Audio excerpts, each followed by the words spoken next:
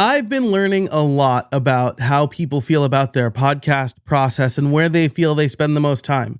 And through a winning combination of asking my email list and talking to people at Podcast Movement, I've learned that many podcasters feel they spend too much time editing their podcast. So for today's episode of Podcast Workflows, it's a little mix of three things in podcasting, but also just a regular helpful episode. I'm going to talk about 3 ways that you can improve and speed up your editing process. One of those things won't be a surprise. The rest might. Let's get into it. All right. Hey, everybody. Welcome to another episode of Podcast Workflows. So 3 things to improve your podcast process. The first one will not surprise you at all. It is hire an editor.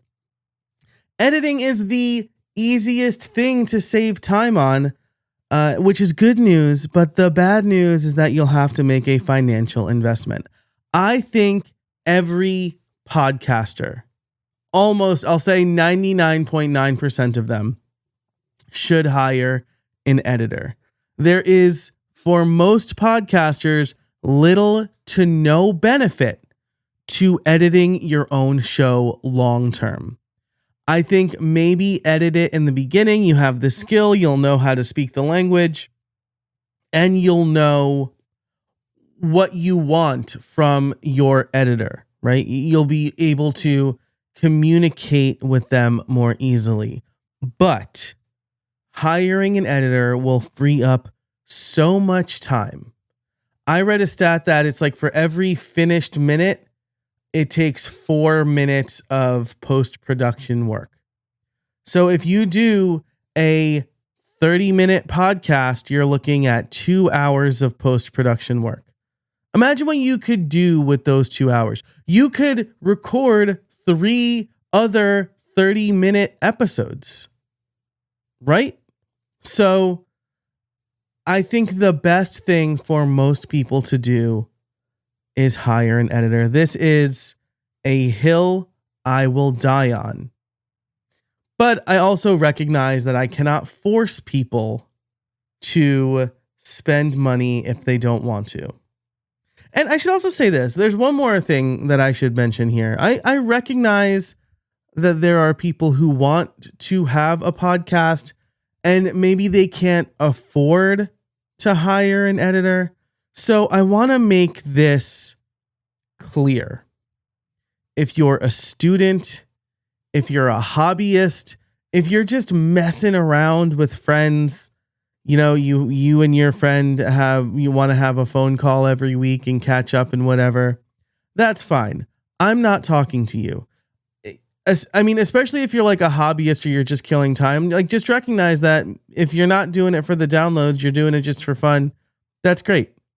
I will say that hobbies cost money. I don't know a single hobby that somebody has that's like, no, I don't spend any money on my hobby, right? I love Lego. I love cigars. I play the drums. If you're into collecting stamps or knives or pens, you're going to have to spend money on a hobby. So if you're a hobbyist, I would also maybe just consider where you can invest some money into your hobby. But again, most people that I am talking to here, the people I'm talking to, the ones you're listening, if you found this on YouTube and you're like, no podcast should make money, nor should you have to spend any money on a podcast. This is not for you. You can just leave, tell YouTube you don't want to see content like this anymore. I'm talking to people who are investing their time and money into a podcast because they see it as a way to support their business, build their authority, or otherwise make money for their show, right? Otherwise make money for themselves, I should say. So that's who I'm talking to. Maybe I should have said that at the top of the show. If you're just messing around or you want to learn editing, right? Like I'm qualifying a lot of what I'm saying because like if you're trying to learn editing, then yeah, record your own podcast and edit it, right? But if you're a solopreneur or a small business owner and you have a podcast because you have a message you want to put out there, you want content you want to put out there, you want to establish your authority and develop a deeper relationship with your potential customers, then you shouldn't be editing your podcast. There are a million other things that you should be doing for your podcast and for your business. And so hiring an editor is one of the best things that you can do. Okay. With all of that out of the way, what do you do if you want to save time and you want to keep editing your show? Now, the nice thing about the next two things I'm about to talk about here is you can do it whether you hire an editor or not. Like, these are just things that will save you time. So number 2 is take good notes. This is true whether you have a solo episode or an interview, right? If you're recording a solo episode and you mess up and you want to keep rolling, clap your hands, write down the timestamp so that you don't have to go looking for that point, right? Maybe you went on a tangent, right? Maybe after I finish recording this, I'll feel I went on too much of a tangent about who this episode is not for. And so I will, I can write down the time for that. This is largely scripted, so I don't feel like I've gone on a tangent, but during the recording, take good notes for, I talked about this at this timestamp. This takes some practice, right? This is something I've been doing for a long time. So I'm comfortable doing that, right? And there are apps that will like sure up silence. So if you just want to especially if it's a solo show, just take some time to write it down. There's an app called Recut that will trim silences. I think Descript, which I'll talk about in a minute, gets rid of long silences if you want. There are countless AI. This is like a good use of AI, right? Oh, there's 5 seconds of silence. Let's get rid of that, right? So take good notes. If you are interviewing someone, what I will do is I have our shared Google Doc. I send a Google Doc to my guest before we record with the general structure of the conversation so that they can be prepared. This is something else that makes editing easy. The more you prepare on the front end, the less editing you'll have to do on the back end. But I have a Google document and I'll be taking notes, right? If I go on a tangent, I will write edit Joe tangent 1345, right? If my guest goes off topic, edit 1427 guest tangent, right? Or guest talks about dog too much or whatever, right? So keeping those notes means that you'll be able to find that stuff more quickly. Having a few of the words that they said, it'll make it easier to find, or that you said it'll be easier to find, especially if you're using Descript or Riverside or whatever. And so you won't have to listen back to the entire episode. And if you have an editor, then you don't have to re-listen to the episode to send edit notes, right? You can just say, hey, around 1427, my guest goes on a tangent about their dog. Can you cut that out, right? Or with Riverside, I can actually find the entire quote and give it to my editor if I want to do that. So I think that's number 2. Take good notes when you're recording. Yes, this is going to take some practice. Yes, if you're recording a solo episode, you can have those little extra pauses because there are tools that will just remove those pauses. But if you want to be an active listener with a guest, then it does take some practice. Also, now that I'm doing more video for my show, I do need to be cognizant that I shouldn't be doing this the entire time when the guest is talking, because we just do have a side-by-side right now. We're not switching views. So we have a side-by-side. So if I'm not looking at the camera, it may be misconstrued as me not paying attention, when in actuality, I'm writing stuff my guest is saying down. So that's I can touch type, but I want to, I need to practice that a little bit more. So that's something to keep in mind. But by and large, taking good notes while you record will make the editing process easier. And finally, I say use Descript. If you're going to edit, now, again, another caveat here is unless they've improved something, I find editing multiple tracks in Descript to be cumbersome. I don't think they do a good job with it. When I was recording in Squadcast for a while, I didn't like the experience, but I will give about 40% of that to me being unfamiliar with how to do it. Also, this was a long time ago because, again, I don't really edit my own stuff. Even videos like this, I will, I'm going to edit this episode myself to go against everything I just said earlier, but this is largely me talking and I've planned the content and I have a good setup. So I'm going to throw the audio in Logic Pro, run it through this cleanup I already have, and then put it back into my video editor, which is ScreenFlow. And that's it. Like the editing process, it wouldn't be, I want to release this episode close to when I'm recording it. And so the short amount of time it takes for me to edit is worth it to have the episode ready today versus 3 days from now, right? But anyway, so Descript, if you are going to edit yourself, or if something I'll do sometimes is I'll get the final episode back. It'll be longer in length than I wanted it to be, right? And maybe I didn't realize it when I sent it off for edit. Maybe adding the extra, like the ads and the intro and the outro, make it longer than I expected. I really want my episodes to be 35 minutes. And I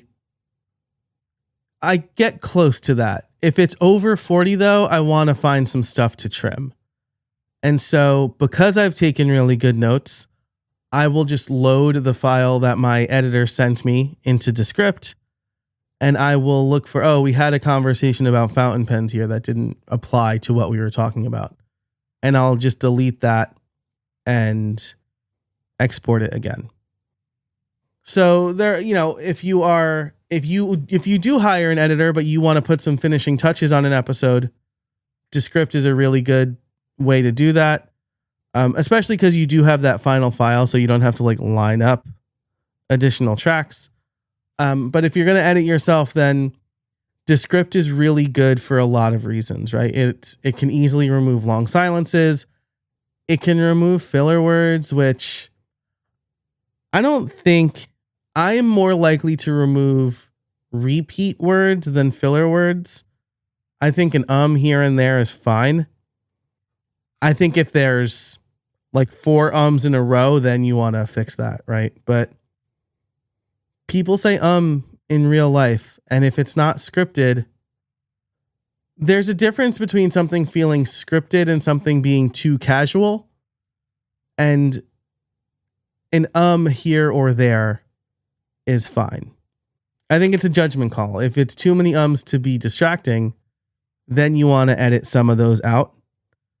But more or less, you want to make a good point, or you want it to sound natural. I guess that's my point. You want it to sound natural, like they're not reading or it sounds robotic or something.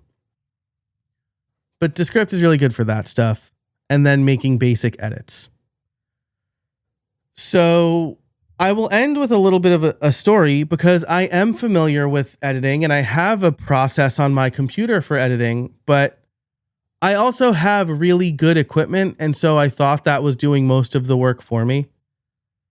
Something I didn't realize that my editor was doing was cleaning up, doing mouth declicking, which is I'm not going to do it because it's gross, but it's mouth sounds, right? Hard swallows or lip smacking. I can't stand those sounds. I'm told I'm pretty sensitive to audio, so I don't know. I'm not sensitive it makes me sad. Just I hear things more. And then breaths, right? Like I take, I'm taking a lot of breaths. Breathing has replaced the ums and ahs for me. I'll take a pause and I'll breathe. And again, sometimes like people breathe, right? So you don't need to edit out every breath, but also when you're talking to someone in real life, people aren't breathing in your ear, right? So I like to edit some of those breaths out. I also like to boost the audio a little bit. And so anyway, I thought my Rodecaster Pro 2 and my Shure SM7B were enough to just get all of the annoying sounds out. And then I listened to an episode I released, just recorded, edited for content and released, next to an episode that my editor really edited and released, and it sounds so different. So, I think I know, but I have no idea this is the realist. Just kidding. That's a MTV reference for elder millennials, or for non-elder millennials who didn't get that reference. But so now I have a process in Logic Pro, but again, like my editor does a better job, right? If you really listen, you could probably tell which ones I edited versus every other episode, right? And again, it's usually just solo episodes that I'm recording on like a Friday before the episode's supposed to come out, something I'm thinking about or whatever. Or these episodes, because I'm releasing them on YouTube and I have all of the scenes set up in Ecamm Live, it really is just about removing, like doing mouth declicking and breath control. And so like I took some time, I set that up in Logic Pro, and we're good to go. So to recap here, right? Hire an editor to at least do most of it, right? I'm a hypocrite if I say I never edit. This one I'm going to edit. But I'm also not combining and syncing tracks. I don't have to fix someone else's crappy audio. I don't even really need to edit for content because I have a script and an outline up and I knew exactly what I was going to talk about. But by and large, like my editor gets, we'll say 95% of the episodes that I record across all of my podcasts. For my local podcast, Start Local, he gets all of them because there are just varying levels of audio and different equipment, and he is way better than me, and it will take way less time for him, right? But when I am recording and I control everything, I feel comfortable throwing it into a Logic profile that I already prepared. So that doesn't add much extra time. So hire an editor. Whether or not you hire an editor, you should take good notes, especially if you do interviews, right? If you're doing solo episodes, take good notes before you record and it'll keep you on track. But if you have an interview, take good notes during the interview, mark things that you think might need to be edited.